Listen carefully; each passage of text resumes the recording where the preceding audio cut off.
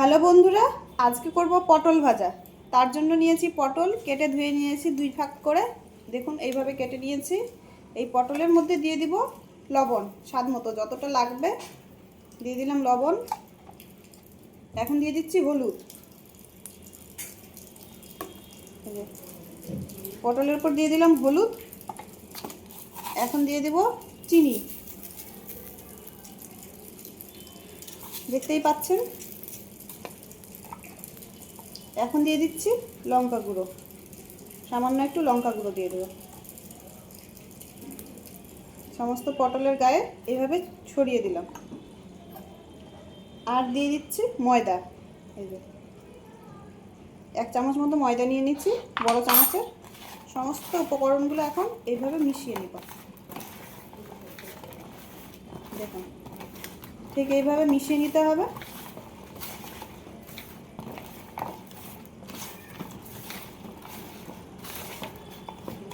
পটলের গায়ে এপিট ওপিট করে লাগিয়ে নিলাম।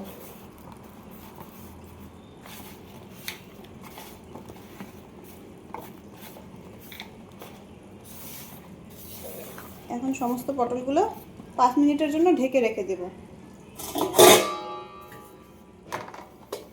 দেখুন 5 মিনিট পরে পটল থেকে জল ছেড়ে দিয়েছে, আর ঠিক এইরকম হবে। দেখুন, এদিকে কড়াই গরম হয়ে গেছে, দিয়ে দিলাম সর্ষের তেল। যতটা লাগবে পরিমাণ মতো দিয়ে দিলাম।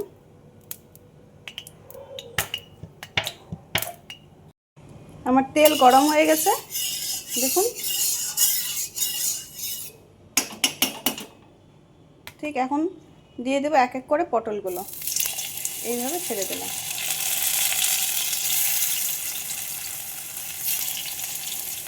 সমস্ত পটলগুলো দিয়ে দিব।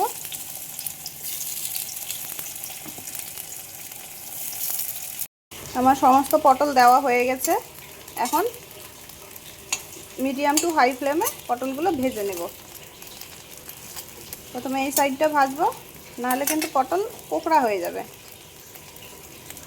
মিডিয়াম টু হাই ফ্লেমে ভাজতে হবে। এখন পটলগুলো পাল্টে দেব।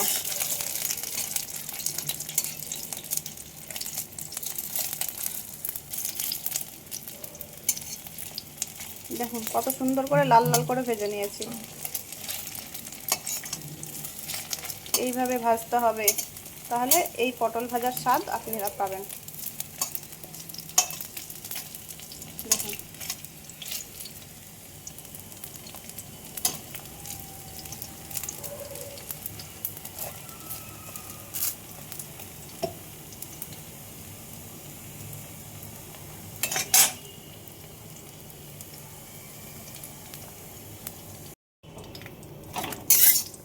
দেখুন আমার পটল ভাজাগুলো হয়ে গেছে।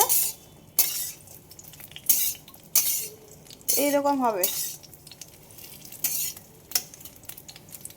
এখন তেল ঝরিয়ে পটল ভাজাগুলো তুলে নেব।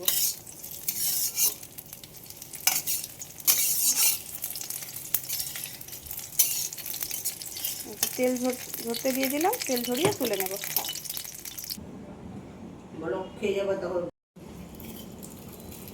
আপনারা দেখলেন আমি কিভাবে করলাম।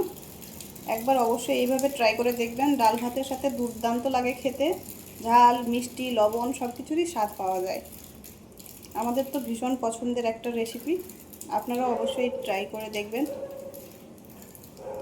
আমাদের সাথে থাকবেন, লাইক করবেন, শেয়ার করবেন, সাবস্ক্রাইব করবেন, চ্যানেলটিকে এগিয়ে দেওয়ার চেষ্টা করবেন।